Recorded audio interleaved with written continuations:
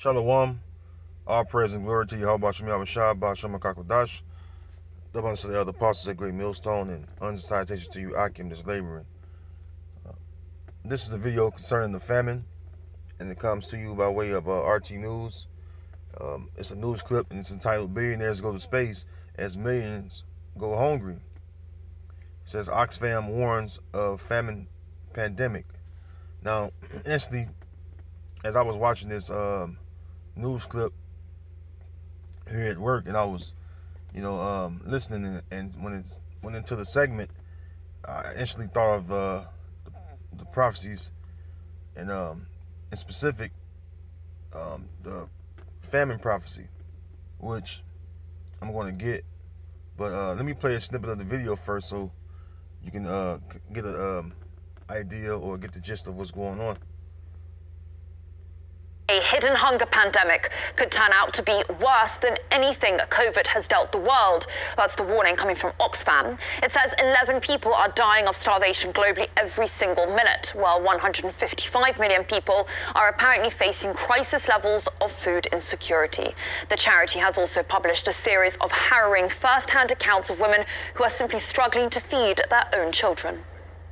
Now, right there, I mean, that's serious, man. 11 people die every minute across the globe from starvation. Yes. Yeah, that's mind-boggling, man. But hey, these things must happen because it's prophecy, and the Lord's will be done. So, there was a precept I wanted to grab, though.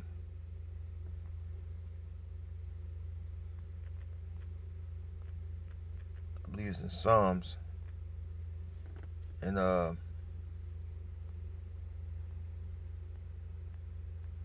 precept was actually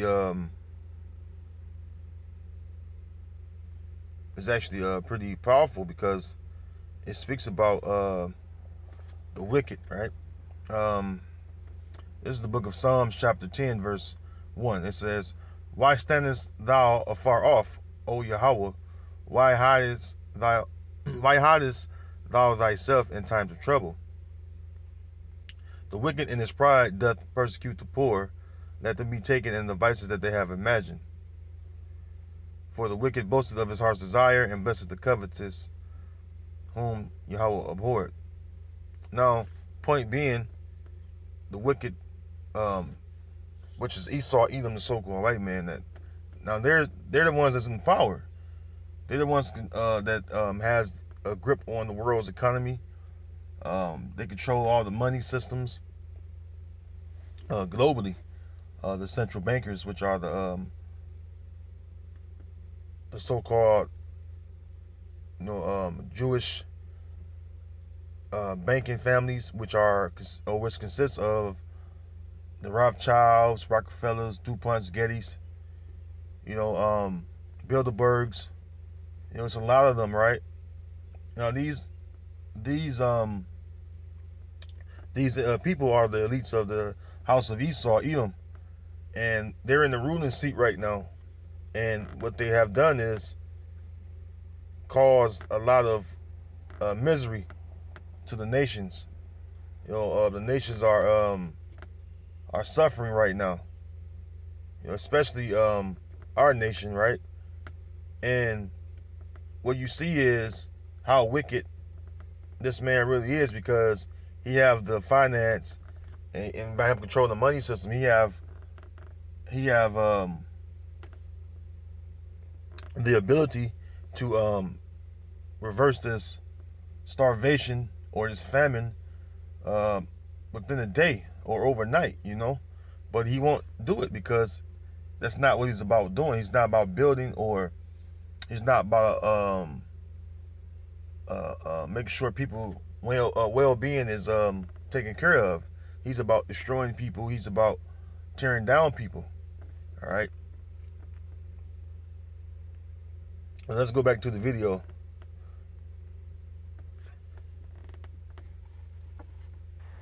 A I can't secure good quality food to eat for my children. Therefore, I feel guilty and I feel that no matter how much I'm trying, I still need to do more. I had to look for solutions. I can go hungry, but the boy cannot. I even dared. I dared, oh Lord, to go and beg for food because I couldn't endure hunger. It hurts me. I'm out of ideas on what to do. The children are not eating properly, and I sometimes feel like I'm not raising them well enough. Most of the times when we have little to nothing to eat, I struggle to get my children to sleep at night. They ask for food and I try to distract them, telling them stories until they're asleep. Then I look at them and pray for a better life until I get stolen by sleep. Yeah, when you see figures like that. It really, that's, man. I'll just say this. It pisses you off, man, inside, man, because here it is. You got people like Vocal Malone and all you fucking apologists for Esau, Edom, the so-called white man that speaks, and you speak against us, men of the Lord, for bringing out this truth and revealing just how wicked this man is. But one thing you don't do is you don't confront this man for the wickedness that he's doing. Okay? Because Esau, Edom, right? Esau, Edom is oppressing many nations, right? And what he have done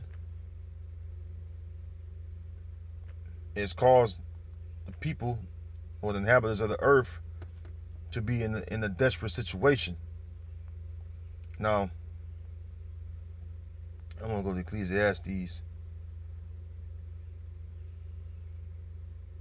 Yeah, I know I skipped over it. I'm on break, Shalakia, so I'm kind of moving in haste. But just bear with me. Ecclesiastes 7:7, it says, surely oppression maketh a wise man mad, and a gift destroyeth the heart. So the key thing is oppression maketh the wise man mad. And that's the reason why I said that inside, we're pissed off about things like this, because we know that people should have the basic necessities to life, and when they can't have it, it causes anger inside, because you know that what's been done to the people it's been done to them out of wickedness and spite and hatred, man, because the so-called white man, his destructive behavior has caused a lot of these families across the earth to be in a state of hunger, in a state of starvation, and in a state of famine, with the bombings and destruction of their governments. And then the people are in a constant state of oppression, So that pisses you off, man, because you know that this is a wicked man. All right? This is the book of Proverbs 29 and verse 2. It says, when the righteous are in authority, the people rejoice. But when the wicked bear rule, the people mourn. And that's what's going on. All right? That's what's going on. People are mourning because the wicked bear rule right now. And the people are going to mourn until the wicked is taken out of the way. All right? So, this is what the nations have to deal with until Esau is taken out the way. And this is the book of Matthew, chapter 24, verse 7. It says, for nation shall rise against nation. Well, I'll start up a bit.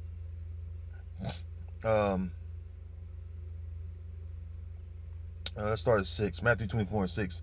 And you shall hear of wars and rumors of wars.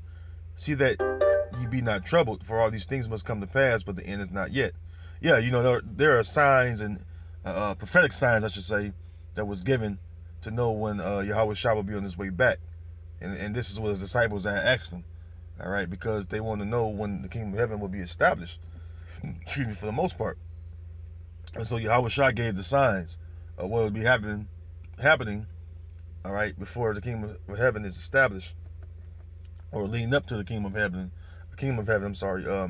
being implemented. Verse 7, it says, for nation shall rise against nation, and kingdom against kingdom, and there shall be famines and pestilences and earthquakes in different places. So we see all these things happening. You see the nations rising against nation, the old kingdoms going against old kingdoms, right? You see the famines. This video is about the famine. Famine is a lack of food, lack of bread. All right. You got people are actually experiencing that, and so it's going to happen for a time. All right, according to the Most High's will. So let's go to famine on the online etymology dictionary. It says famine. It says famine, starvation, hunger, starvation, famine, and acute insufficiency. A severe shortage of food as through crop failure, resulting in violent hunger and starvation and death. Yeah, violent hunger and starvation and death. 11 people per minute across the globe is dying of starvation. That brings that famine to life, man. They're showing you that people are actually starving to death, and people are turning to desperate measures.